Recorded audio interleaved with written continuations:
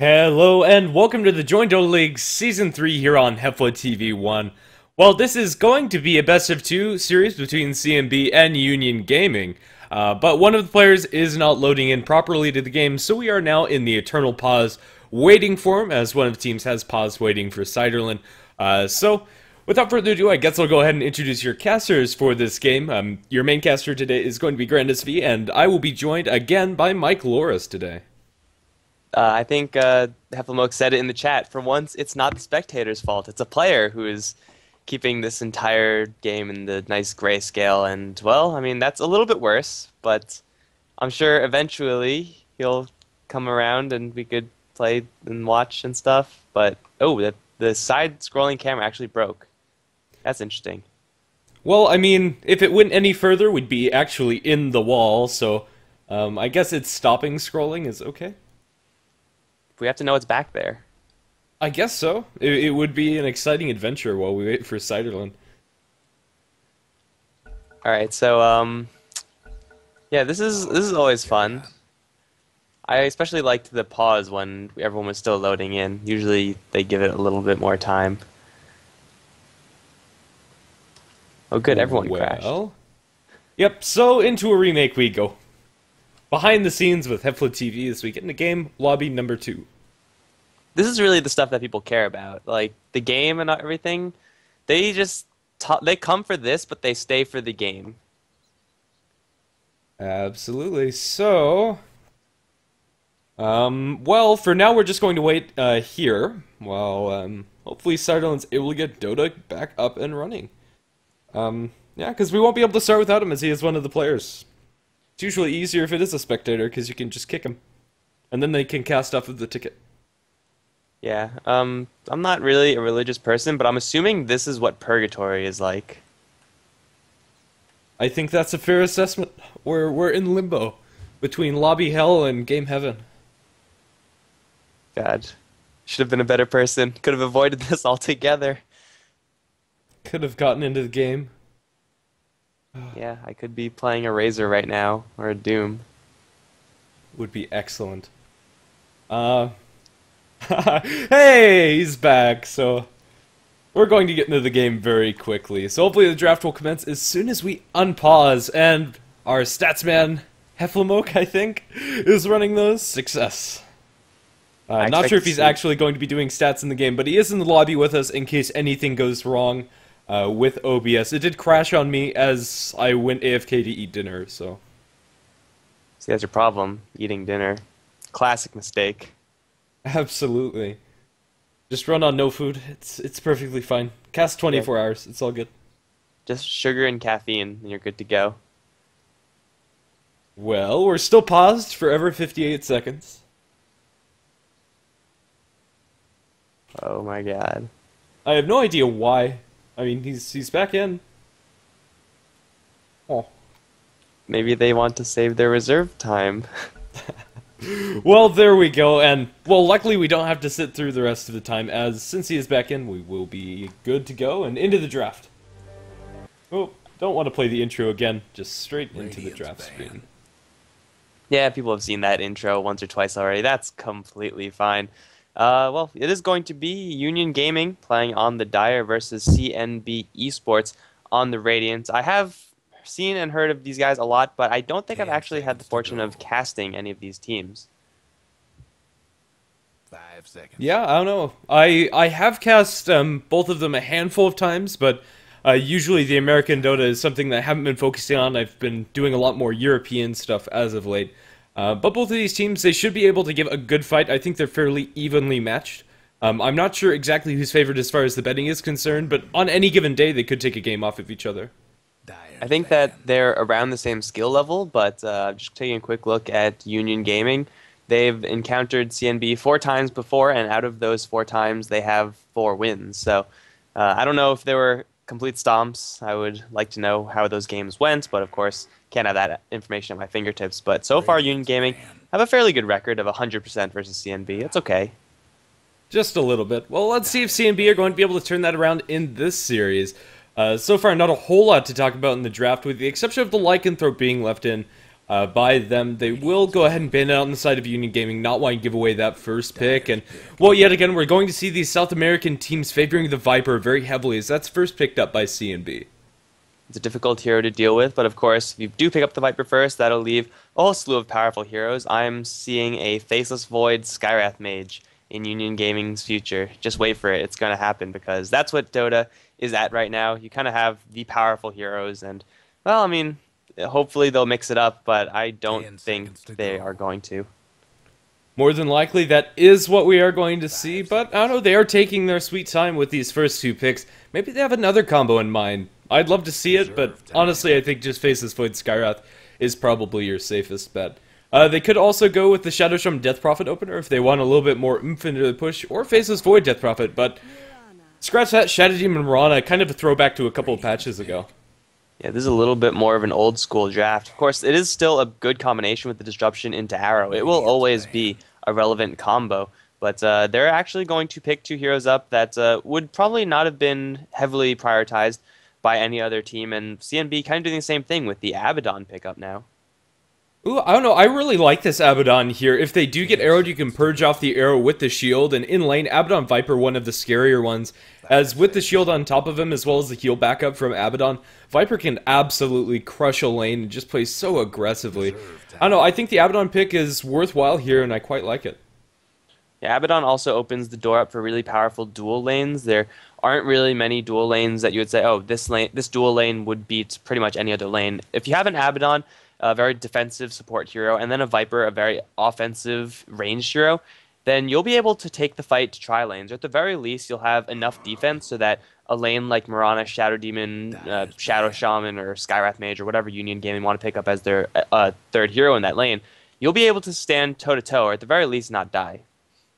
Yeah, for sure, and in that sense, I'm quite liking it, especially if they're able to get the Viper Abaddon matched up against the Shadow Demon Mirana, or the Shadow Demon Mirana +1 lane.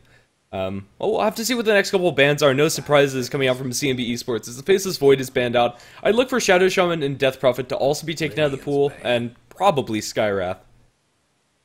CNB, with the draft they have for themselves right now, potentially can favor a really super aggressive, we're going to dive you under your tower strategy. That's something that Abaddon does give you. Also, it does open the door for a death ball strategy where you just have Abaddon with all the heals, all the shield and whatnot, Viper with an early mech, and then you could just make straight pushes down lanes, take tier 1s, take tier 2s, and then hopefully start scratching at those tier 3s. So CNB have quite a couple of ways to go with this Abaddon pickup. Union Gaming, they have a lot of flexibility as well, though the whole strategies involved here aren't really as deep. Yeah, CNB taking their time with this ban as they kind of have to decide what they want to give away to Union Gaming. With this ban, they take out the Queen of Pain, a very interesting ban out coming out from them. I mean, we saw Queen of Pain earlier today. It did a decent job, but it's kind of a hero that would have gone well with Mirana Shadow Demon. Like, when the Mirana Shadow Demon combination was the thing to do, Queen of Pain was also a little bit bigger, but I don't know. I don't know if they're going to go that far back, because Queen of Pain is an awkwardly placed hero at this stage in the game, especially when you have to deal with heals from the Abaddon and stuff like that. You can't really burst people down very easily. But regardless, she is going to get the boot, as will the Batrider from Union Gaming. Yeah, I don't know, this Queen of Pain ban kind of feels out of place, but at the same time it will leave several good heroes still in the pool for CNB Esports to take up. So in that sense, it's kind of like a not ban. Even though it might have been something you're scared of. Comboing up with the Shadow Demon, if you get the Soul Catcher on somebody after a disruption, you can definitely take down targets very quickly. But yeah, maybe just something that they're very comfortable playing with and that they've seen before from Union Gaming. You can't really fault them for that until, of course, they get rocked by a completely different hero that they could have possibly banned out. Well, of course, you can't really determine that until the game is over, so we'll try to remember to look back on this ban and say, was this ban worth it? We're probably not going to remember, though. I don't know. If it is relevant, we could bring that back in the second draft and see if they'll change things up. But for now, just waiting for Union Gaming to take the first pick out of the second banning stage. This pick is going to flavor the rest of the draft as far as how they're going to angle their next couple of picks, and CNB are going to have the 2 picks to respond to this. So whatever they give away is going to be fairly open up for CNB to take up. I'd like to see Shadow Shaman on either one of these teams. I think it would be a really solid support. especially for CNB, because with the Abaddon Viper, allowing them to go very aggressively is all fine, but if you don't have a way to transition that into a tower push, it's going to fall a little bit behind, as Nature's Prophet is a pickup for Union Gaming, going to shore up their split push as well as giving them another pseudo setup for the arrow in the Sprout. It's going to be one of their solo lane heroes most likely. It could be just Mirana Shadow Demon as a roam combination, which still is very potent. But some of the premier supports in the Shadow Shaman, as you mentioned before, Skywrath Mage is also still in the pool, as is the Shaker. So, all these big supports, and, well, Shadow Demon and Abaddon getting a little bit more love in this particular game. CNB are probably not going to get pushed that hard. Like, I kind of want to see them being the ones doing the pushing. As I said before, once you get the kills, you kind of want to capitalize off of those kills, take a tower. And Viper is okay at doing it, Abaddon not so much. You really need some more oomph when you're trying to capitalize off of kills. Yeah, for sure. I don't know, the Shadow Demon pick didn't surprise me that much, coming out from Union Gaming. I don't know, in this scene especially, I've seen several teams pull it kind of out of nowhere, but it is a little bit of a shock, and kind of interesting to see how different zones of the world do approach the draft when it comes to the game. I don't know, I do like some South American Dota where they're very aggressive, and they like to take a lot of clashes early, and with these defensive supports, it'll allow them to do that. Shadow Demon this time isn't going to be very defensive as we have a Storm Spirit picked up by CNB Esports. This could possibly shed some light as to why they decided to ban out the Queen of Pain. The Queen of Pain versus Storm Spirit matchup is a fairly even one as far as mid lane matchups go, but Storm Spirit will get a lot more freedom knowing that he doesn't have to deal with the Queen of Pain, not totally reliant on that Orchid, though it still will be a good item for Storm Spirit to pick up. He doesn't need it to kill his lane adversary just yet, but we're going to have a little bit of a throwback mid lane. Puck, Storm Spirit, two heroes that you see from time to time, but usually there are higher priorities for that mid lane. Yeah, I don't know, both of these teams, I don't know, their picks are definitely refreshing. It should be something fun to watch. I really like the Storm Spirit coming out of CNB. With the Nature's Prophet on the pitch, it's very good at catching him out while he's trying to split push around the map, and also, unless the arrow is timed perfectly with the Shadow Demon, which in all honesty it should, Storm Spirit can zip away from that combo fairly easily, and all around just very mobile and slippery hero to deal with. And that said, the Puck is also kind of filling that same role. He's going to offer a lot of teamfight control with the silence as well as the Dream Coil to keep people in place. I don't know, I think Puck is a pretty good all-around hero, but it kind of feels non-committal as a mid. Yeah, you could really go anywhere with the Puck. Having long-range initiation is certainly nice. Like with the Puck Nature's Prophet, they have almost infinite initiation, though Storm Spirit is kind of going to match that from the CNB esports side as they now pick up a Rubik. They have two really defensive supports, CNB. They're probably not going to be leaving whatever lane they're in, and if they do, it's going to be really hard for them to make anything happen. Yeah, for sure. I don't know. Yeah, this Rubik pick kind of feels a little bit interesting coming out from CNB Esports. It doesn't really seem that there's like the best spells to steal. I mean, obviously, getting your hands on an arrow is always wonderful. Puck, if you can steal it, potentially a Dream Coil is kind of nice, although it's unlikely that you'll be able to get your hands onto that one. Disruption from the Shadow Demon is probably the most reliable steal that you can get, which is nice defensively, but I don't know, I feel that there probably could have been another support. We'll have to see how they're going to utilize it. With the Shadow Shaman still in the pool, I probably would have liked that pick coming out from CNB Esports quite a bit more. Hey, he's still in the pool, so you could still go for that if you're Union Gaming. Put that Mirana on a core, have a little bit more pushing power with those Serpent Wards as well as the Treants. Try to knock down some towers, because CNB, they don't exactly have the best defense versus pushing. Really, the only sort of AoE that they have is potentially Shield Pop to do a little bit of damage, plus the Fade Bolt. That's not exactly an impressive counter-push game. Absolutely not. Well, I'll have to see how Union Gaming are going to go ahead and lane this. This could also be a Puck off lane with the Nature's Prophet in the mid or Mirana in mid. I don't know. All of these heroes could theoretically go to each of the three lanes, depending on how the laning situation coming out from Union Gaming is concerned. I'd like to see this Mirana in more of a core role, but then again, Shadow Demon Mirana definitely could roam onto a Storm Spirit early and get some kills, bar some TP support coming out from the Abaddon, excuse me. Union Gaming running out of time for their last pick, and it's going to be a Wraith King. Potentially support, potentially core. I think the difference is going to be very minor, but there's so far no mana drain from the CNB side, so Wraith King's going to be happy with that. It's going to give Union Gaming a little bit more follow-up once they land that arrow. Having Wraith King for a secondary stun means that even if you're someone like a Storm Spirit, you're probably not going to get out of there anytime soon. Yeah, for sure. I don't know, Shadow Demon and Wraith King, not the best roaming duo, but I don't know, there's your mana burn coming up from the Nyx Assassin, which will make the Wraith King's life a little bit more difficult. It'll have to be a little bit more conservative when throwing out those Wraithfire blasts, and well, I don't know, Shadow Demon and Mirana are both fairly easy targets for Nyx Assassin to gank down as long as he's able to get the jump on them first. So I'll have to see how this is going to work out for CNB Esports. It looks like they're going to be playing very aggressive with the Viper, Storm Spirit, and Nyx Assassin as their cores.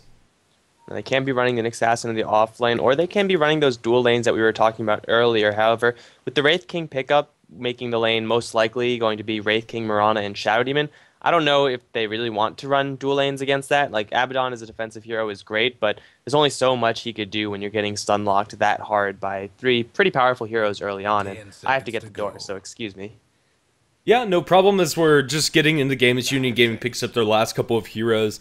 Well, I don't know, I wouldn't entirely mind if they win Viper Abaddon towards the offlane, up against the tri-lane coming out from Union Gaming, although it would be fairly risky, and well, 4DR might not be able to get as much farm as you'd like to see him get. Looks like Cyberland's still having some issues, so we're going to have a second as he reconnects, but that will give me time to introduce the teams. On the rating, we are going to have CNB Esports with 4DR, aforementioned on the Viper, Wesley playing on the Nyx Assassin, Baga on the Abaddon, Ned on the Rubik, and Klotz22 on the Storm Spirit.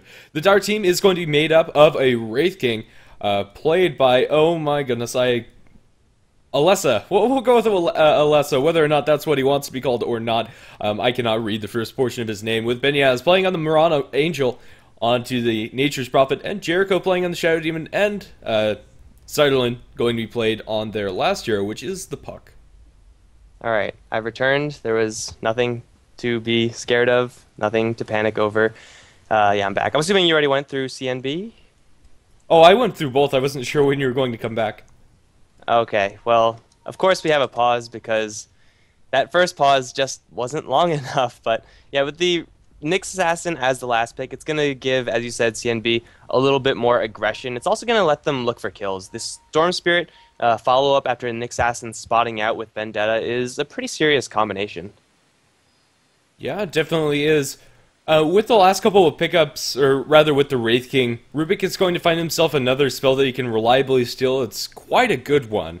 Well, it looks like, HeflaTV, your message is lost on me, as the chance for disconnect in South American Dota, I assume, is 100%, as the servers are kind of terrible.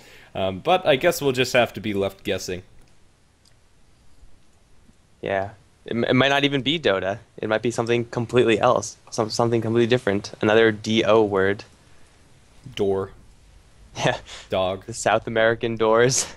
The South American doors. South American doors. Yeah. Aw.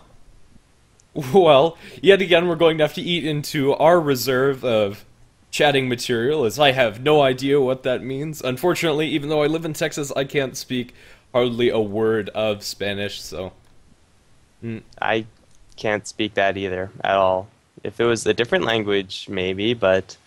yeah, I have no idea what PMJPS is supposed to be. Yeah, I think that's the biggest mystery to me. I don't know. Potentially is ISP? I don't know. I have no idea what that acronym is supposed to mean. Either way, what languages do you speak? Well, I'm pretty good at English. I've been speaking that for about all my life, so I'm pretty good at that. I could kind of make do with French, so if they started speaking French, I could probably give you a rough translation of what they're saying. And then I speak a couple of words of assorted languages that I do not like to say I speak, because then people make expectations, and I can't keep up with those expectations. Yep, and, well, there you go. We are going to have Statsman HeflaTV on the stats here with a 100% chance to fail on the first time around. Don't worry about it. First time's a charm, and hopefully we should get some interesting stats. I'm not sure how active he's going to be throughout this game. But maybe some interesting tidbits here or there. Maybe we could just call on him to conjure up some obscure numbers. Like, what are the Mirana arrow hit rates when set up by a Shadow Demon, or their win rates, or something like that? Things that probably will have no impact on this game whatsoever, but will be just interesting to have. Yeah, for sure.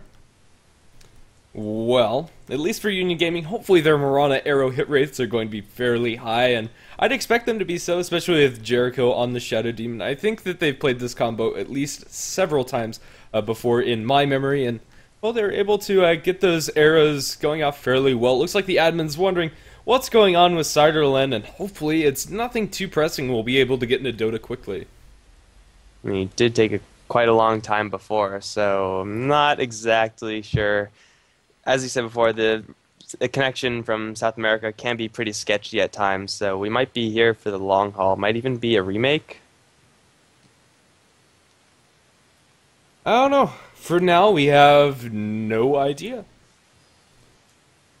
No further word. I'll tell you as soon as I know in the chat, which will be 2 minutes from before I hear this, or before you hear this. Okay. Well, the drawing is going to commence on the map as kind of expected when we have an extended break. So, Klotz22, beautiful drawing skills there. I think he was spelling poop.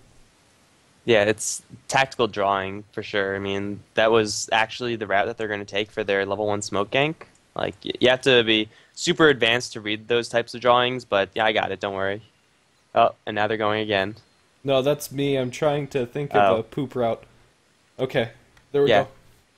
It's super tactical, it looks more like especially if they're going to block your ancients. Yeah, especially. You just kind of do a couple of loop-de-loops. You don't want to miss anyone when you smoke gank. You got to make sure you hit every single possible access point. Yeah, for sure. Who knows, maybe that Nature's Prophet's going to get teleport level 1 and just be right there. You can't miss him. Alright, so I'm told that it was actually a shout-out. I guess PMJPS is some sort of person that I've never heard of. Cool. So, well, the bet's on the game. It is 74% in the favor of Union Gaming, 26 to CNB on Dota 2 Best YOLO. Kind of as expected, I think Union Gaming, aren't they 4-0? Or was that the stat that you brought up earlier? Versus CNB, they're 4-4. So those are pretty good stats, I would say. And UG don't really have any kind of oddball heroes. They have a rather vanilla, very strong, very standard comp. So there's probably going to be very little X factor in this game, if at all. Well,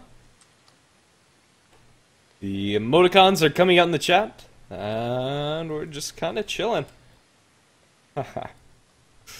Yep. Okay, so he is coming. We finally have a message back from Union Gaming. He is reconnect. Yes. Okay, good. At least he's getting back one way or another, and we will have some Dota coming up, and this isn't going to be postponed after a very anticlimactic pause. But let's see. They always say it's just going to be a sec, and then it's like 10 minutes. It's crazy. Like, people can't tell time. But I just want to quickly give the chat a poll. How many pauses do you think we're going to have this game? Between, like, 1 to 10. So I'm pretty sure this isn't going to be the only one. Pretty much. I'm not sure I have any items to back that up for the winners of the... That's fine. No spread. You don't have to pay the house anything. Just guess a number. Guess a number. Okay, well, I'll say 3. Okay, 3 more? No, including this one. Okay, this is 1, so there's going to be 2 more. Yeah, I mean, technically there was 4 pauses already, because there was 3 during the loading in. Yeah, those don't count. Okay, so we're going to have Grandis V calling out 3. I'm gonna be super generous and say there's only going to be 1 more after this one is done. I hope you're right, but hopes are not high. Me too. I hope I'm right also. Yep. Well... I mean, I wish there was something I could do, but this is completely out of my control. I'm just kind of sitting and waiting. Alright, bring back the music. Bring back the music. I think I'm going to try to get my dog to come back inside, so I'll be right back. Oh, wait, no, we're back. Never mind. The dog can stay outside. She's out there.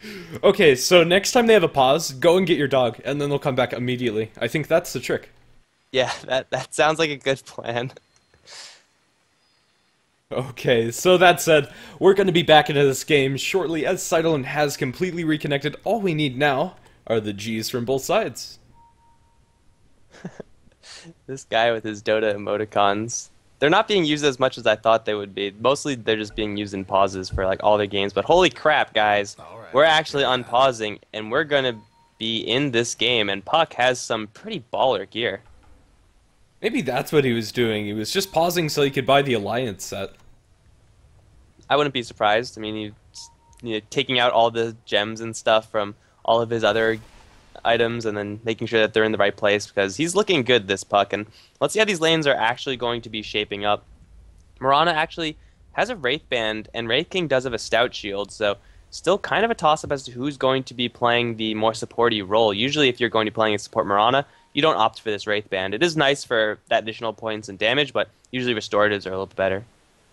Yeah, it's kind of interesting that you'd see a Stout Shield on a support Wraith King, but I don't know, if you're up in a tri-lane situation, especially if you're expecting to be up against multiple ranged heroes, presumably the Viper and the Rubik, the extra harass that's going to be absorbed is going to be fairly nice. Well, they're going into the enemy jungle, potentially going to be blocking up the camps, but no ward has been committed just yet by the Radiant team. Or Dire team, excuse me, with the exception of the Vision ward that's fairly popular in pubs. The Shadow Demon is actually getting super confident. I mean, he does have the Treant, which is spotting out and kind of driving back all of the CNB side. And, well, they're going to take this opportunity to position themselves in a super aggressive spot. So Wraith King is going to be playing that roamer role with the Shadow Demon. It's a guaranteed stun after disruption. The Curse helps as well. So whether it is going to be the Mirana or Wraith King playing the support doesn't really make a huge difference. But it is going to be a 3v3 lane. This is a 3v3 lane up against an Abaddon, so it's going to be very difficult for UG to get any kills here. Yeah. I mean, let's see.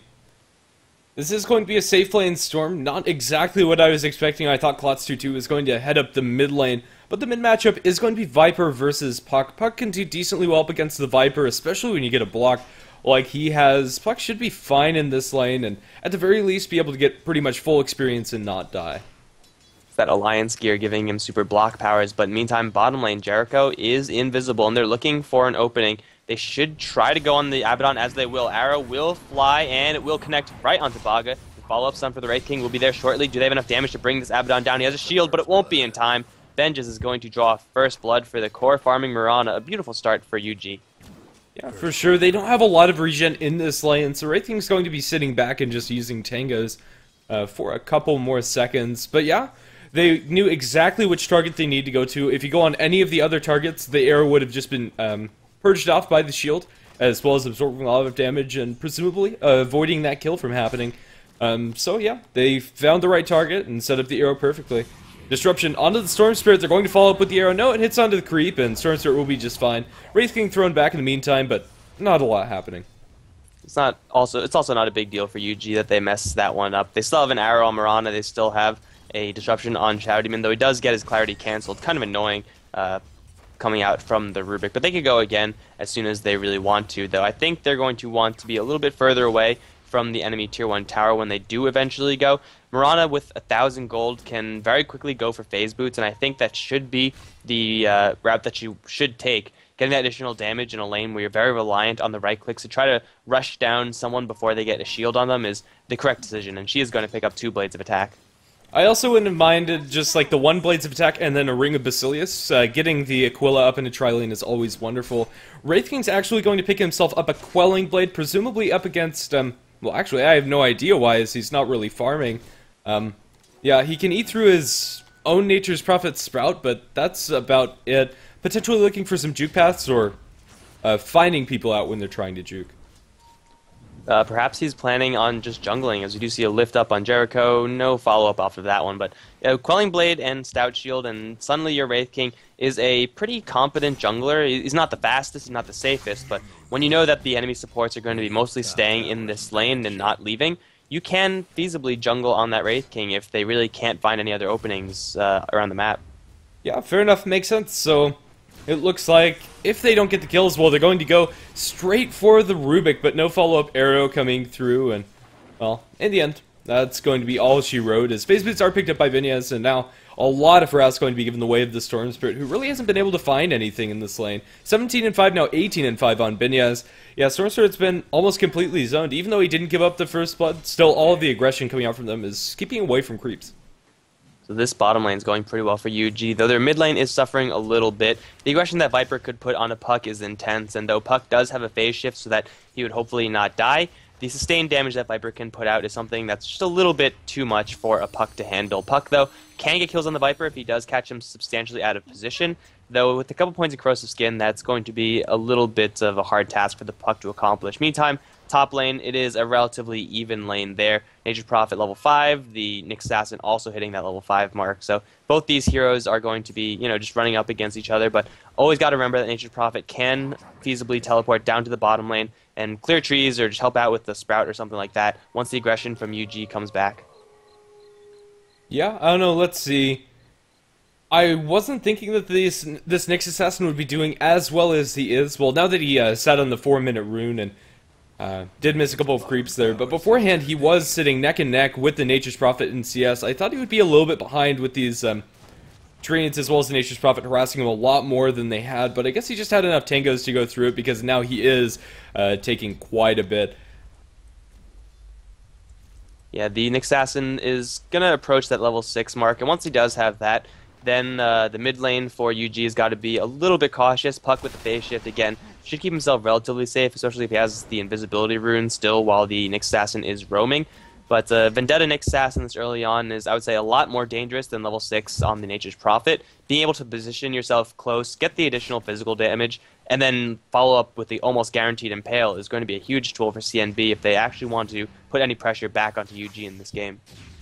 Yeah. Storm Spirit has completely reserved himself to jungling here with the Abaddon Shield as well as a couple of remnants dropped inside the jungle. He's able to farm it, although not incredibly fast. And this Storm Spirit's going to be off to a very slow start. Honestly, I would have liked them to put the Viper down in the bottom lane, have the Storm Spirit matchup versus the Puck, although not the best matchup for Storm Spirit. It's still a whole heck of a lot better than being completely zoned off of your lane creeps. Yeah, I completely agree with you. They wanted the Viper to have as best of a time as possible, but now he's going to get coiled as the Nature's Prophet does come on in. Angel doesn't do that much damage, however, the magic damage from Puck is going to be more than enough to secure UG their second kill of this game. Yeah, for sure, and now that early start from the Viper is, I don't know, pretty much given away. Like, yeah, Storm Spirit probably would have died to that gank as well, but then again, he would have had his level 6 there in the same position. So, it's all up to this early laning decision coming out from them. It's down in bottom.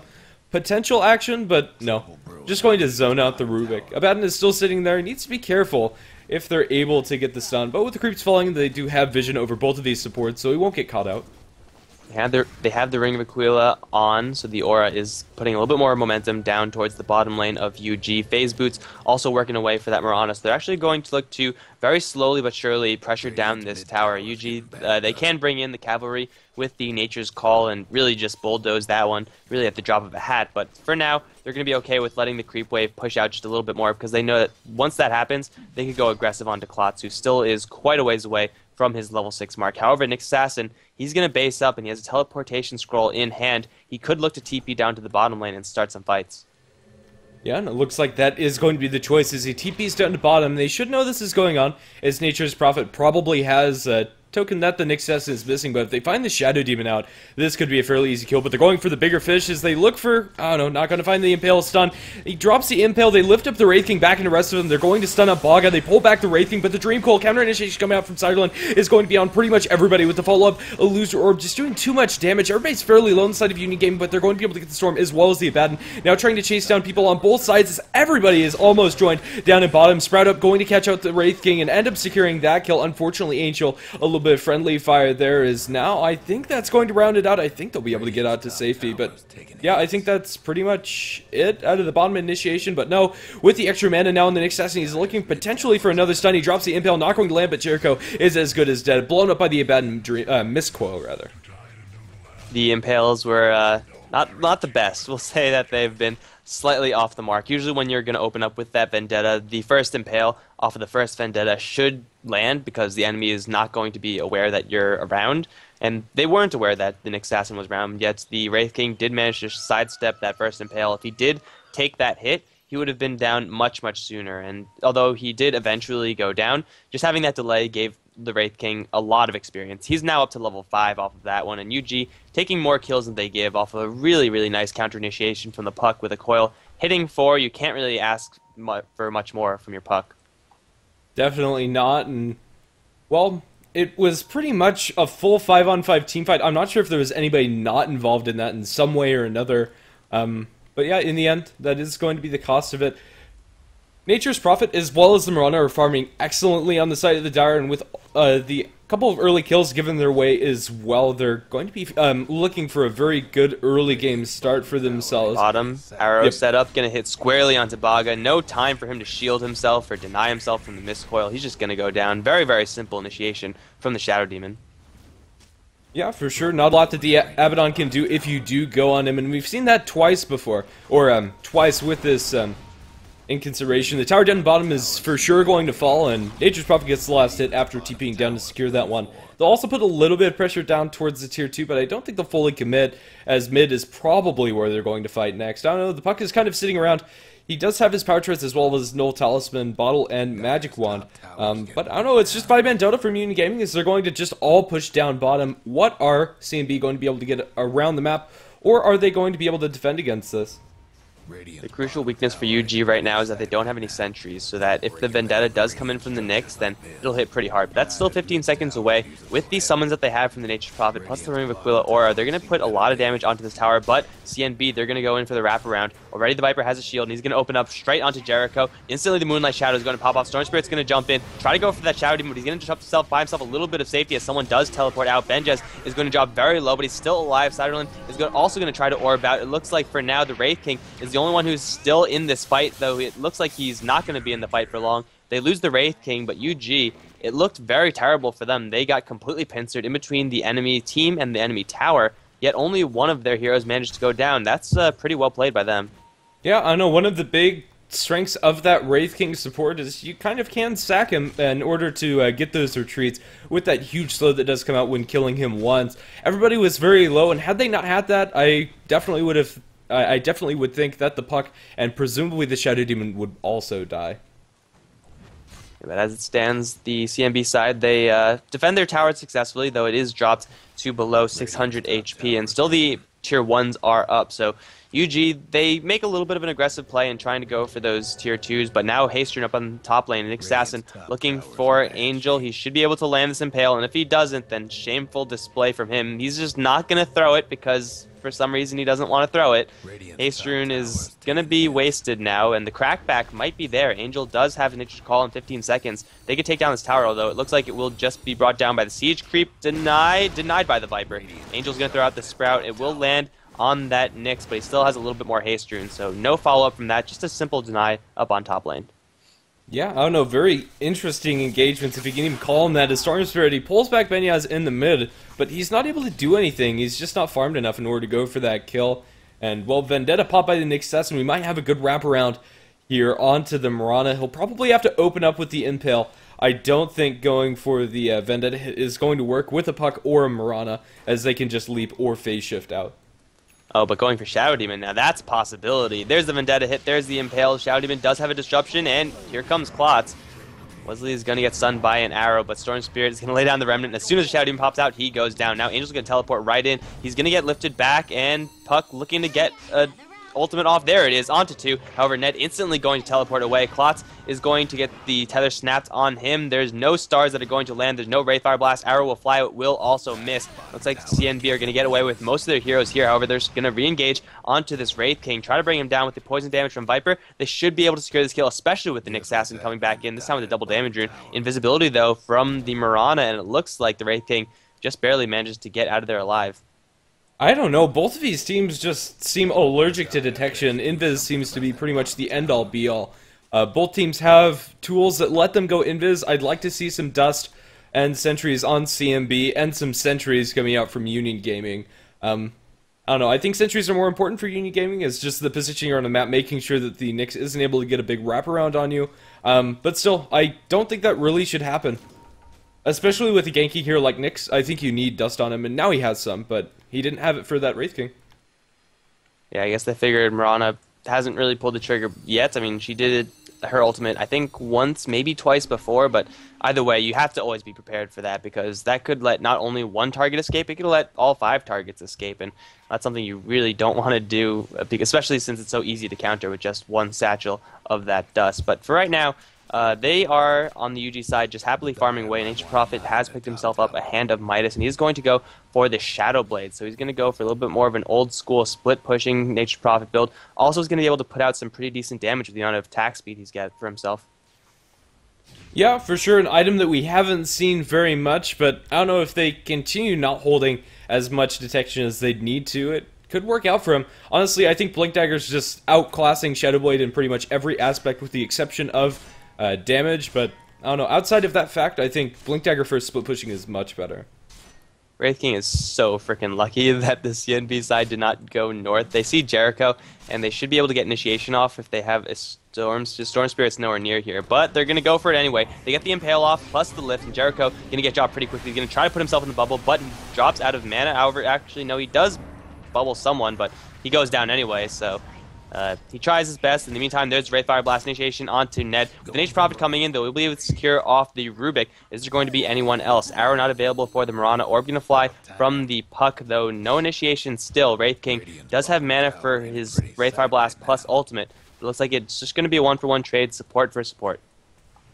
Yeah, I don't know, when you're Wraith King up against an assassin, you need to be careful of when you just have mana for one stun and your ultimate, because then, if you do get mana burned once, it's going to be bad times for you, as you won't have your ultimate available in that team fight. Also, Wraith King, I don't know, he's at level 8, so his ultimate still has quite a long cooldown.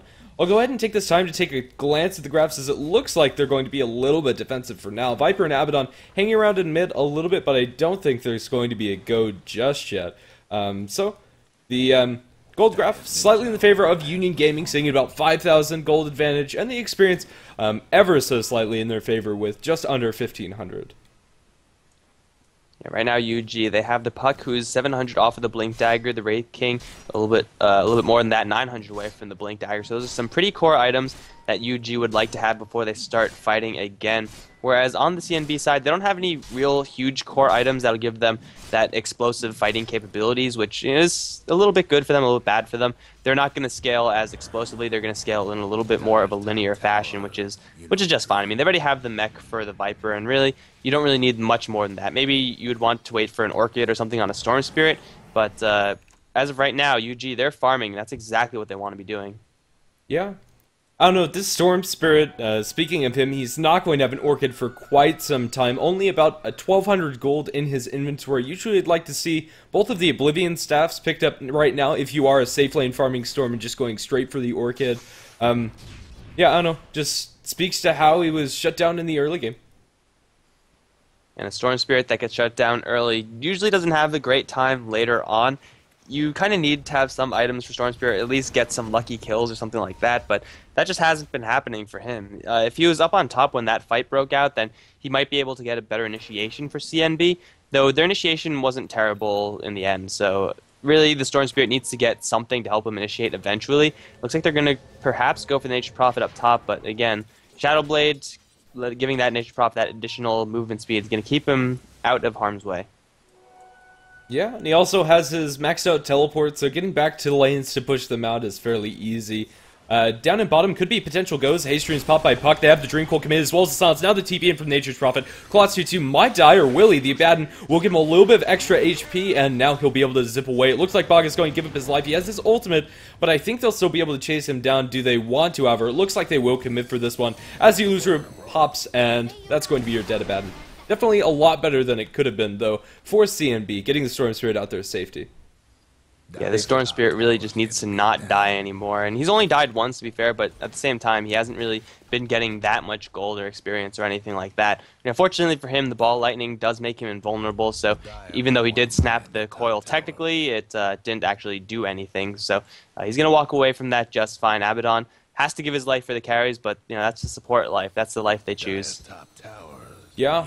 Storm Spirit looks like he's going for the Bloodstone. I hate this item choice coming out from him. It's more passive farming. I don't think Storm is suited to that playstyle as they go into Angel Den bomb, pull him back. The Silence comes out for the Puck to counter initiate a little bit, but Angel's still falling low. The Rubik is going to be the first one to die, and the Storm Spirit eventually does get to kill on the Nature's Prophet. Puck doesn't have enough mana to really turn here. It does have 9 stick charges, 10 stick charges, and might be able to make a turn with the Murano ultimate and no detection onto the Storm Spirit. A little bit backup could go a long way, but nobody's even close. Puck throws out a pot shot, but that's it. Storm Spirit actually did have Dust, though. I think he used it a little bit prematurely, perhaps. For whatever reason, it didn't land on the Puck, as he now does pick up his Blink Dagger, or he has his Blink Dagger, and Wraith King now picking up a Blink Dagger of his own. A little bit of pressure towards the mid lane as CNB try to chip down this tier 1 tower, though I don't really know if they could get much done with this one. I mean, Wraith King's still happily farming up on top side, and again, CNB don't really have that many great pushing heroes. They have the Viper, who does some pretty good damage, but Viper versus these 3, even though he does have an Abaddon behind him, you're going to need a lot more than that. And there is my one pause. This is going to be the last one. For sure. Well, as we do have one pause, we do have a Vendetta Yank going up on top towards the Wraith King. He does have his ultimate available, so they'll need to burn him down enough in order to get that kill. They do have 4 points up in the mana burn coming out from the Nyx, and I don't think it's going to stop him from getting off his ultimate, but it depends on how many times or if he stuns once. Here comes the go with the Vendetta hit first, and the Impale is going to be on the mark. Mana burn comes out. He still has mana for his ultimate, and he should use it. They have the Wraithfire Blast as well as the Lift. They're going to throw out the Lift as well as the Blast, and another mana burn comes out from Nyx. They'll be able to secure this one. Yeah, well executed gank coming out from the Rubik as well as the Nyx, and exactly what they need to do. Having a 4-second mana burn at this stage is usually not that relevant, but against a Wraith King it becomes really, really good. Like being able to drain him twice, even though it's not draining the most mana per cast. Well, Wraith King isn't exactly the smartest hero on the block, so you're able to tap out almost his entire mana reserve with those 2 casts. And Rubik just providing the additional lockdown so that Wraith King doesn't pull any shenanigans. As mid lane Benjes does throw the arrow, though it is slightly off the mark. Viper gets to walk away without getting stunned. Yeah, for now that's going to be the game. As there's a lot of very small skirmishes across the map, but nothing huge. As just onto Angel, he is going to be able to walk that one off throughout the Shadow Blade, and he's still hanging around to push out this lane. Nobody's really hanging there from the Radiant, but Wraith King is there in reserve if they need that extra help. Mid, potentially we could have a fight, but I'm not sure if they're actually going to go. There's the blink on the Puck. They don't drop the Dream Coil. The Nyx Impale is going to be juked, and John to the Orb. Puck will be just fine, but a very weird initiation. Yeah, I don't think Puck was expecting the counter initiation from the Blink Dagger Nyx Assassin. Fortunately for the Puck, everything went well in the end as the Viper will finally be able to take down this tier 1 tower. Jeez, it took you long enough, Viper, but can he get the last right click? He will be able to, and now Blink Forward from Nyx Assassin will get the Impale plus a Vendetta. Easy kill on the Shadow Demon, drops the gem, and Puck is there to pick it up. Get it, got it. And unfortunately for Nyx Assassin, he does not get that gem. Yeah, Puck denies his teleport scroll. A little cute play coming out from them. I don't think they knew that that gem was picked up. I believe it was only recently. Storm Spirit has used all of his dust, so Murano will be able to get out scot-free after using her ultimate. The pushing from UG has kind of stopped. I mean, Nature's Prophet has been putting a lot of pressure in the bottom lane. They have managed to take down this tower. I think it was quite a while ago. Didn't seem like it was that recently, but regardless, they were trying to bait out the Storm Spirit to jump in, and Storm Spirit with the Perseverance. Yeah, you mentioned it before. He is going to go for a Bloodstone. I think at this point you should be going for anything to make you useful right now, i.e. BKB, probably the best item. Yeah, fair enough. I just think anything but Bloodstone.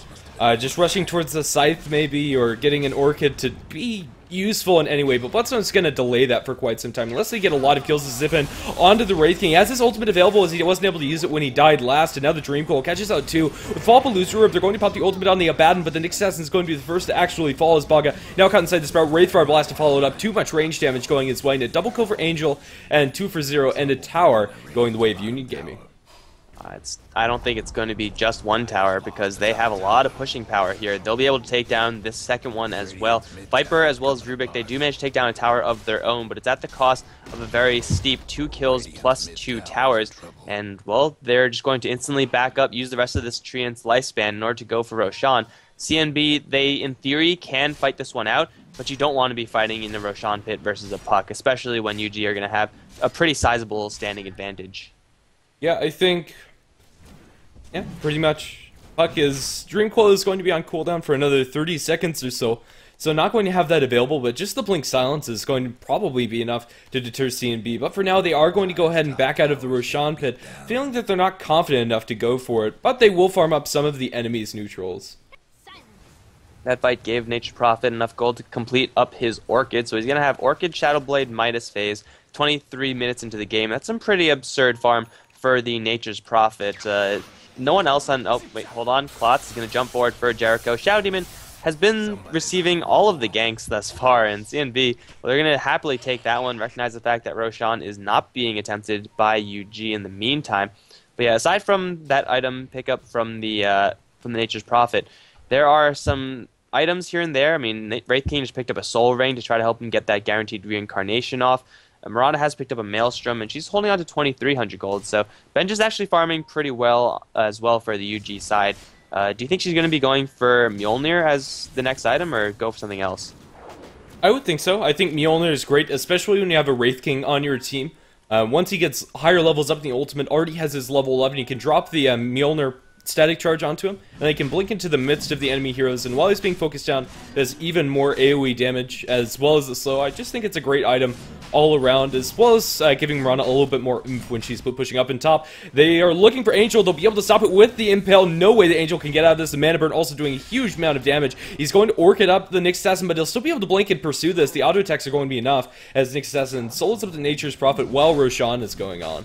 In the meantime, Puck is going to get initiation off on the Rubik a little bit further down the lane. Puck now in a little bit of an awkward situation. He will blink himself away. If he's quick with his fingers, he'll be able to dodge any Impale attempts from the Bug, but Impale will be baited out, and it will successfully land with the Mana Burn, dropping Puck really low.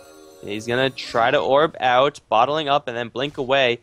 Nyx Assassin still hot on his trail, but in the meantime, UG, they're going to go for Roshan. Viper's going to recognize that. He's slowed down by Reincarnation. Jericho going to put him into the bubble with the curse on top. They're going to secure the Roshan. They don't have another arrow, however, as Klotz does come in. He's going to try to go for whoever he get his hands on, but Jericho is still somehow alive. He's going to get burned down by the Nyx Assassin. Mana burned out. Benjez now is going to be the target of focus. Another Impale will this time whiff. Benjez, though, does not have a leap. He's going to lose his Aegis here. The Wraith King is still around with the Blink Wraith Fire Blast, so they can go for a little bit more, especially since Puck is coming around. Klotz is going to get stunned up. Arrow to chain, and then a silence. No, not even needed from the Puck. It's going to be a kill on Storm Spirit as the Nyx Assassin does get out of there alive. It was a really slow, really costly Roshan, but they do manage to secure it, and they take a much better fight than I expected. Yeah, I mean, I thought they'd be a little bit more caught out. They're kind of with their hands stuck in the cookie jar, if you will. Well, the Viper, finding out that the reincarnation was actually popped, which is actually a pretty big deal. That's going to be down for the next team fight. And after starting it out that way, that did a lot of CNB's work for them. And then they were able to get the Aegis immediately. But still, they ended up losing a couple too many heroes to really say that that's a win for them. Yeah, I don't know. Puck made a whole lot of space. Juki and Honest are chasing the Nyx Assassin, so I thought they'd be able to get away with that Roshan. But in the end, getting bashed by Roshan was the cost, as they go onto the Nyx, who is roaming deep inside the enemy jungle, and he should get caught out, brought down as, yeah, with the Demonic Purge. Nature's Prophet picking up the last hit with the Orchid Tick, I believe. There's also a gem on the Puck. He's been holding that for quite some time, so the map advantage is, well, currently not hugely in favor of UG, though it'll be very difficult for CNB to accrue any sort of map advantage, as Puck is right away going to get to the dewarding action. So between that and being able to deny the Vendetta from Nyx Assassin, this Puck should really take precautions to make sure that he doesn't drop. The Storm Spirit initiation is probably going to be his biggest threat. Maybe an Nyx Assassin blink in, but as long as Puck stays alive, then this gem is going to be absolutely huge for UG. That said, honestly, I don't think the Puck cares that much about a solo Storm, because he doesn't have the Orchid yet, and doesn't even have the Bloodstone. He's getting close to the Bloodstone, but isn't going to have it for a couple hundred gold, at least. I believe it's 3,300 before you're able to get the Soul Booster. So yeah, I really just don't like this item choice. I think at this point you back off and go for something a little bit different. It's probably a little bit too late to go for Orchid. Maybe you get the BKB to help you fight a little bit more effectively, or just go for the Scythe if you do want an aggressive choice. Yeah, having a Perseverance in your inventory is always a little bit awkward. I mean, ideally... Oh, wait. Okay, never mind. they're going to go initiate really hard on this Puck Illusion. They'll be able to bring it down. Huge kill there, but yeah, having a Perseverance inventory when not building it into anything is a little bit awkward. He might be pressured into going for Lincolns, if not the Bloodstone, but for right now, Benjes is going to get initiated upon. Is he quick with his leap? Most certainly not. He's going to get lifted up, although not even needed. The Wraith King's going to jump in, but it's a little bit too late to save his buddy. Nyx Assassin is going to get brought down eventually. The Nature Prophet ultimate securing that, and then popping some trees will secure the Rubik kill as well. It's a 2-for-1. They lose the Murano, which is not the best, but it's still perfectly fine for them. And now they're going to go deep onto this Viper. He's slowed down to a crawl. Do they have enough damage to actually bring him down? The coil has already been used. Cyberline is trying to do as much damage as he can as the poison from the Shadow Demon does get dispelled due to that shield. Here comes Nature's Prophet, however. He wants to pick a fight with this Viper with that Orchid popping off, plus the Sprout. Puck is going to jump right back in, and Viper's still stuck in those trees. The shield keeping him alive. They have to focus Baga if they're going to get anything at all. The Dust Pot does pop off now as Nature Prophet is going to get brought down by Baga. Slowly but surely, there is the kill. Cyberlane as well as Jericho, they're both very low on mana and really not capable of fighting this for very long. Or Klotz does come in. My prediction is wrong as we have another pause, but it looks like I think I've disconnected, have I? The server just had like a gigantic hiccup. Everybody was just kind of like running in place. Yeah. The players are expressing their disappointment with the server. Yeah, that's putting it a little bit generously, but they tried to go really deep on this Viper. He has an Aghanim Scepter plus a mech, so lots of health, lots of regen, and then an Abaddon with lots more health, lots more regen. Going for this Viper kill is really tough when you only have 2 heroes going at a time. Yeah, for sure. I don't know, as they pull back Jericho, didn't actually see how that started, but in the end, all the heroes will move to the right place, and finally the kill is going. I don't know, I'm still having a little bit of jerkiness, but at least I see heroes moving. Well, that's good. I'll take over for now, and then you just let me know when the lag has completely cleared. But Wraith King, he's still in the bottom lane, has picked up his Blade Mail. He does have his Reincarnation, though he doesn't really have that much mana. Nyx Assassin is up on top lane. UG, they are all moonlit up, and Benjes with that Mjolnir can put out some pretty serious hurt, but again, they have to focus Abaddon, and what is with these pauses? This is getting a little bit ridiculous. Lag. It's for sure the lag. It's not pretty. Well, it looks like my guess is going to be correct. That's going to be the last pause, for sure. I said 3, and oh dear, it's an update. I hope he didn't actually leave. If he left, we're going to have to make a remake. Oh, please no, Storm Spirit. Storm Spirit, you're not doing well this game. Please don't ruin it for everyone else. Okay, well that's that's not great. Well, yeah, I'm actually surprised that the Mirana got caught out in top there, because they gave away that they were smoked, because they used spells while still being invisible from the smoke, and used them on the Puck Illusion, which wouldn't break the smoke. But if you see that Puck Illusion die to a lift as well as Fade Bolt and a Wraith Fire, or excuse me, what was it? Storm Spirit Pull. That's right. You should know that they're there, and you don't want to be standing over by the small neutral camp. So a little bit of misplay coming out from the Mirana. I think that could have been easily avoided. That is, of course, only her first death, so it's not the biggest deal in the world. She does give up a killing spree, but they're currently moonlit up, and do you think they actually want to fight this one? They do have Puck coming in, though he doesn't have a coil. If they do initiate and it goes south, then the Puck will lose the gem, and of course they'll lose all their lives as well. But it is a 3v3 down on this bottom lane.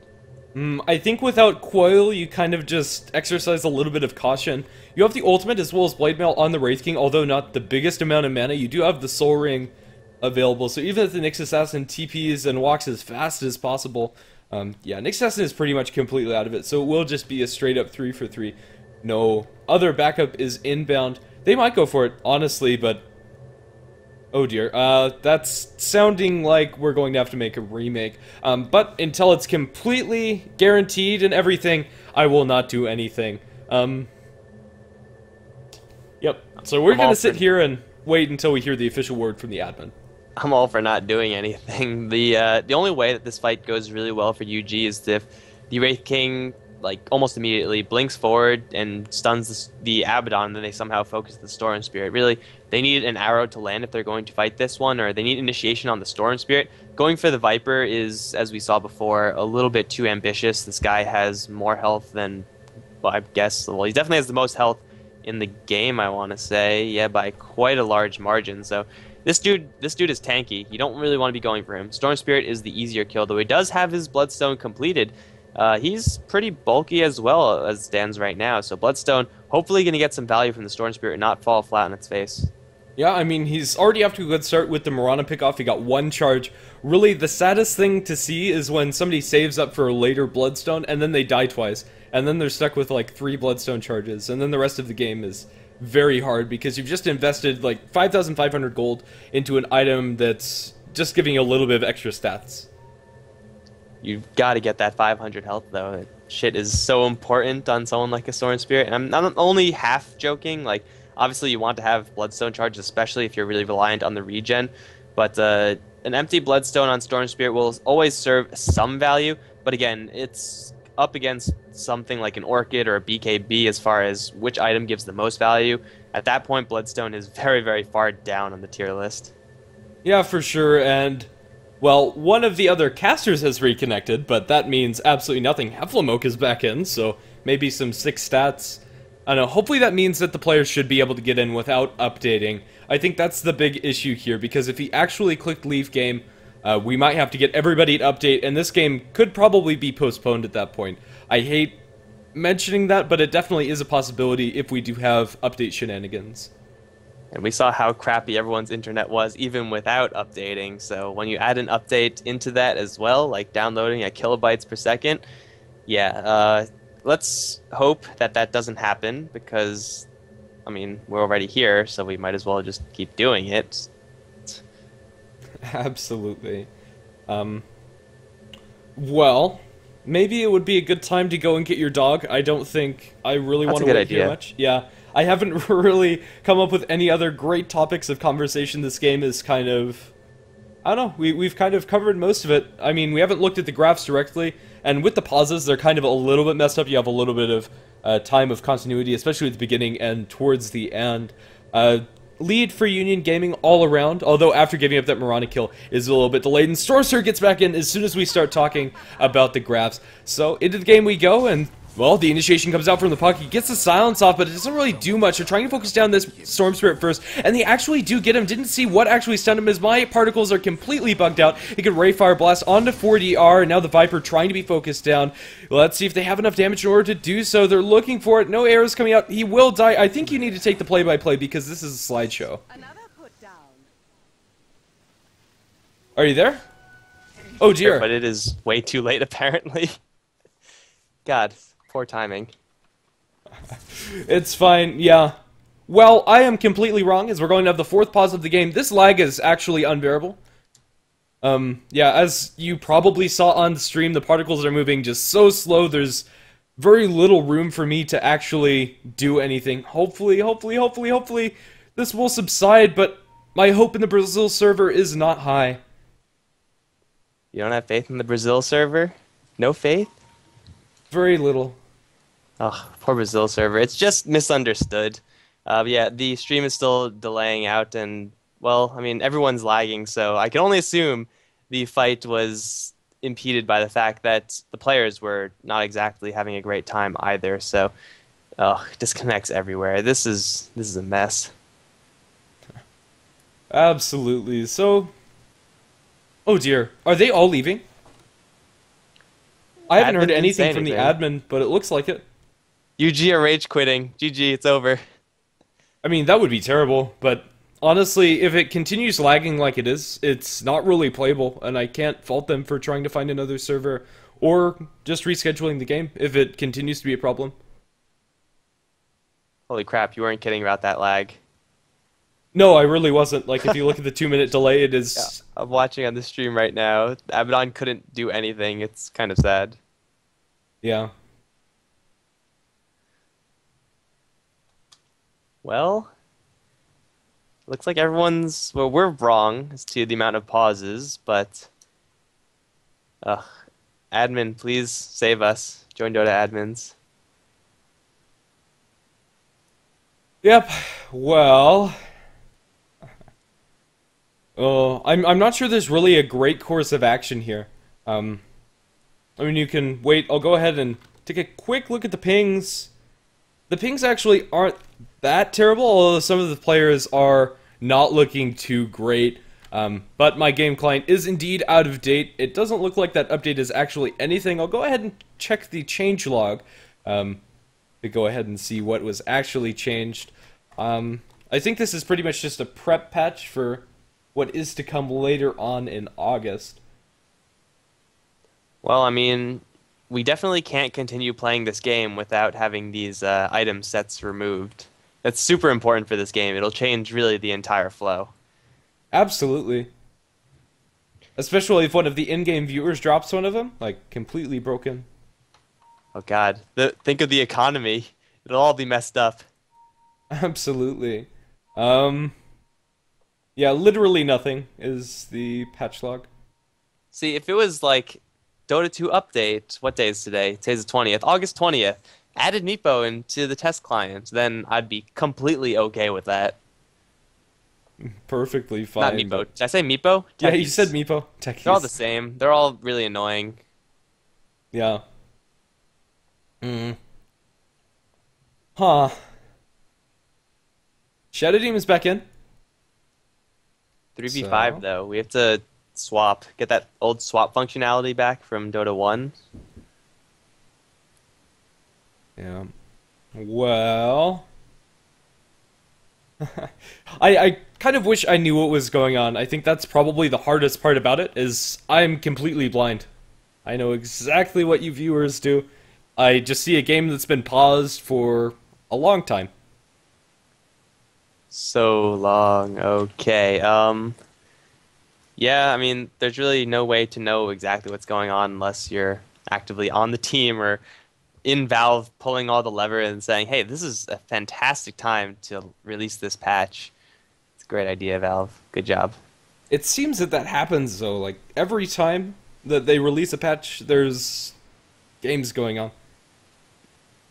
They should just go to Join Dota, see if anything is in the ticker, and then if anything is orange or red or whatever that color is, just don't press that button. I think that's a fair policy.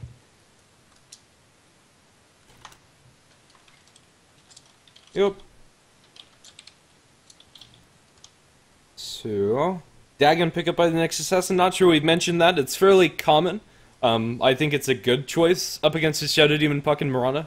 Because at this point, he really can't get the solo kills on them without some backup. But if he's able to get the Dagon and potentially upgrade it a couple more times, it will be very good at picking off those heroes. And I think it's a worthy choice. I'm not sure there are other items that would have been better. We'll see. G's are coming out, and everybody's back in. Nature's Prophet's back in, and... no lag. It's gonna pause again in like 45 seconds. Okay, well, the particles are working a whole lot better, and heroes are not sliding around on their feet. So it looks like the lag has subsided. Top side. Angel is going to get Vendetta. He instantly goes to the Shadow Blade, but lifted up. He gets the Orchid off on the Nyx Assassin, but I don't think that's going to be a saving grace. He's trying to time out the dust. He does Sprout, which does absolutely nothing. He gets impaled, and this should be his death up on top. The puppy pause is real. Absolutely. Oh no, it was all tactical. They contacted Valve to make sure that the servers would lag so that they could pause there. I know, I wasn't sure that the Nature's Prophet was TPing in there. Potentially he was just canceling his animation, or maybe that sound was going on through that entire pause. And if it was, I'm sorry. Poor viewers. Yeah, I don't think I could hear that. I just lowered my game volume so much, so sometimes it does happen like that. Like if you do pause at the right time with your screen in the right place, you'll just hear the noise throughout the entire pause. But unfortunately for us, I guess, we did not see as to whether or not that was the case. Nature's Prophet is going to have his BKB slowed down a little bit off of that death, but Nyx Assassin getting some pretty good value still off of his mana burn. Now with the Dagon, as you mentioned before, he has some pretty good bursts, although normally with Nyx Assassins, you would expect them to not go for Dagon this late. Normally it'll be something like Blink Dagger, Force Staff, and then maybe something bigger like a Sheep Stick or something. Yeah. I mean, I definitely wouldn't be opposed to Force. I think it's just a great item all around. Every team should probably have at least one. But yeah. I don't know, maybe this game just feels really long because of all of the pauses. But for now, they are going to start pushing down in bottom, and it could also be that a lot of these tier 1 towers are still standing. Well, actually, only one of them. But at 30 minutes, still having a tier 1, especially in your off lane, is very uncharacteristic. CNB, they have to be careful of this Puck Scythe, which I don't know if they have actually spotted out. They do have an Abaddon wielding a gem, so any Moonlight Shadow initiation, which is now going to be attempted, should fall flat on its face if the Abaddon is around. But for right now, the Viper is the only one who is visible. From the river upcoming, it is going to be the Wraith King. Does have a blink stun. He will jump forward and throw a stun onto this Viper. Can they burst this Viper down with the arrow and the Mirana focus fire? They might be able to do it. No, there's the shield and mech, and Viper is going to survive for now. Benja's and Sutherland is going to try to kill off Klotz in the meantime, as Wraith King does get lots of his mana burned. So far, no one has died. That is just weird.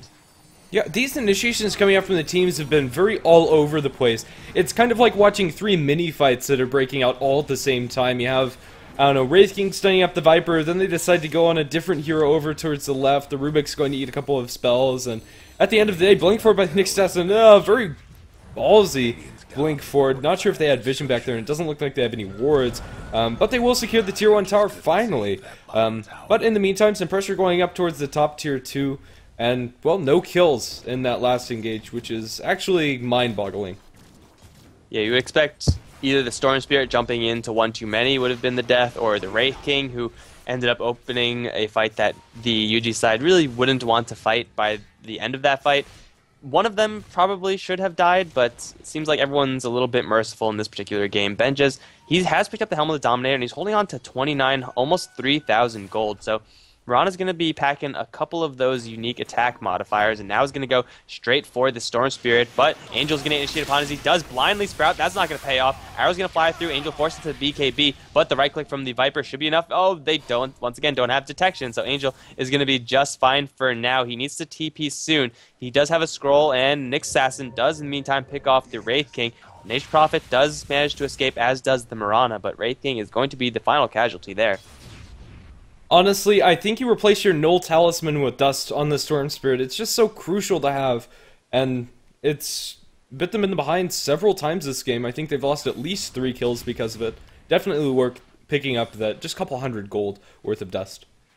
Now, you don't even have to be the one to buy it. Storm Spirit is probably one of the best heroes to hold Dust on because of the amount of mobility he has. Just take the Rubik's Dust or something like that, because Rubik is probably, to be honest, going to die before he gets his Dust off in a good place. So definitely the Null Talisman not providing enough value for Klotz to keep it around in his inventory. But for right now, he's going to hold on to it. He does have himself an Ultimate Orb, a lot more health for him, and, well, no recipe or anything like that. But I'm assuming this should be a Sheep Stick for this Storm. Yeah, for sure. I think that's your natural choice coming out from the Storm Spirit. The Bloodstone's nice and all, but if you go for another defensive item, you're just going to do very little in these next couple of engagements. Lincoln Sphere is okay, I suppose. Stopping the Wraithfire Blast is nice, but I mean, if he's on the ball, he should be able to ball lightning away and disjoint that one. Yeah, I think that's going to be a sight device, more than likely.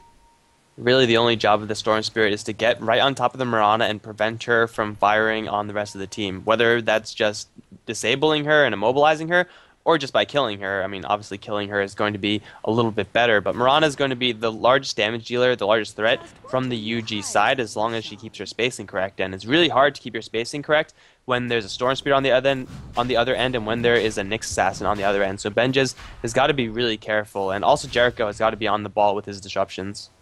Yeah, Shadow Blade used by the Nature's Prophet, not really going to do anything. He wasn't being gone on, potentially looking for a pickoff. But Ships Passing in the Night is Nyx Assassin, also in Vendetta. Well, roaming around, potentially going to find somebody. The Puck's the only one there for now, and he will jaunt to his orb, and then clear up the group wave with another Silence. So for now, it's going to be fairly passive, although CNB are making some aggressive movements on the enemy side of the map, but to no avail, as they haven't been able to find anybody just yet. They ping out the Nature's Prophet's position, but won't go on him. No huge zips coming out from the Storm Spirit. This Viper is getting really, really terrifyingly huge. He has now a Reaver, so this guy is holding on to 2,300 health with 19 armor without popping out that mech. Jump forward from the Wraith King. They're going to try to go for the Viper regardless. Arrow this time will miss. In the meantime, Sutherland is going to be focused by this Nyx. With Nyx, though, taking so much damage, he is going to go down. Now Klotz hexed up. He's tanky, but I don't think he's invulnerable. Klotz is going to get brought down in the meantime. The secondary fight, Benjes has his BKB popped out. He's just going to town on that Viper. The Rubik is going to force himself down to the low ground, but the Mirana damage is just too intense right now. Baga is going to be put in a really sticky situation as he does have his ultimate popped out. Another jump forward from the Wraith King. Bubble canceling off that Viper's TP, and now everyone from CNB is going to die here. UG take a fantastic fight in 2 areas.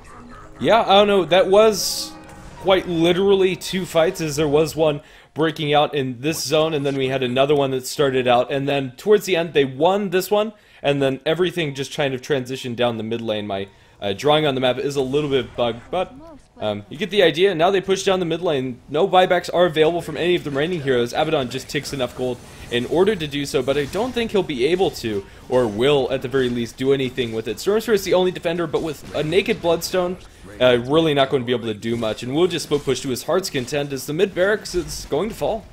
CNB unfortunately caught at a poor timing where they don't have any buybacks. The Viper spent all of his gold on the Big Bad Reaver, which, although it is a nice item to have in your inventory, well, I think having the Raxes still remaining is going to be a little bit better for CNB, but unfortunately they don't get that luxury any longer. Still, Tissue Tower is alive, and it is being pinged out now by the UG side, but CNB, they're at full strength, and I don't think UG, even though that the fight last time went so well for them, they can't really depend on that fight going consistently that well. Yeah, I don't know, but several fairly large items are going to start coming out for them, especially after they get this Roshan. Just Aegis, as this is the second one, but they'll take it very fast with the Desolator complete on the Nature's Prophet. And, well, now Puck is going to be building towards a Necronomicon, although only level 1 will help immensely going up the next lane with the lack of counter push that CNB have as a zip in mid, just defensively to get out of trouble, as we have a haste rune on the Puck, potentially going to find somebody out. I don't think he will, and eventually will just back off. Top lane, Angel is stalking the Nyx and the Rubik. Is he going to go for this one? He is going to go for it and get 2 in the Sprout, but it gets impaled. Angel, possibly a little bit too greedy because he doesn't pop his BKB. Oh, Angel, the 322.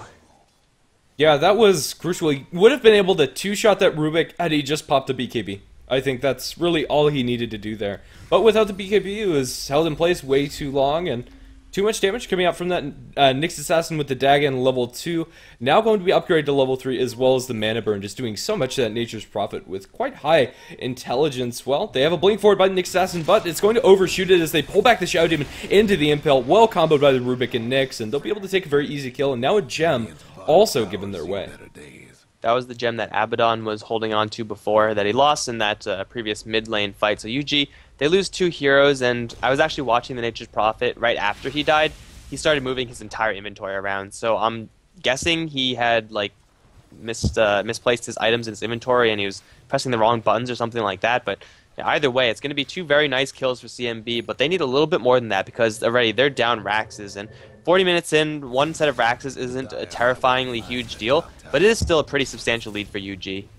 Yeah, especially when they have a Nature's Prophet on your team. The life of the Nature's Prophet gets so much easier when you have that first lane down. He'll be able to split push in just those 2 lanes, as the mid one's going to be naturally pushing in, already forcing back heroes, and then once they decide to move off, to move to the second one, you can go TP towards the other side lane, and then go put some damage on those racks, especially with the Desolator. His damage is going to be more than chip damage, especially if the Puck is inbound with that Necronomicon. And the Necronomicon, though it's not level 3, once it is level 3, Puck can feasibly pass the Gem of True Sight off to someone like the Wraith King. So he does have that double life. You'll be able to get lots of value off that gem because the Puck, though he is ranged, he will have the True Sight from those Necro units. So it'll be certainly very useful for the Puck to have that versus the Nyx potentially wanting to escape with his Vendetta. But for right now, UG, they're all up on the top lane. They have a lot of big items. Demon Edge is the newest one for Mirana. Mjolnir has been completed by the Wraith King. I don't believe, aside from that Desolator you mentioned before, actually a Yule Scepter from the Shadow Demon. So yeah, UG are pretty much swimming in gold. And they're just going to make a very simple, very direct, straight push down the top lane. Can CNB defend this?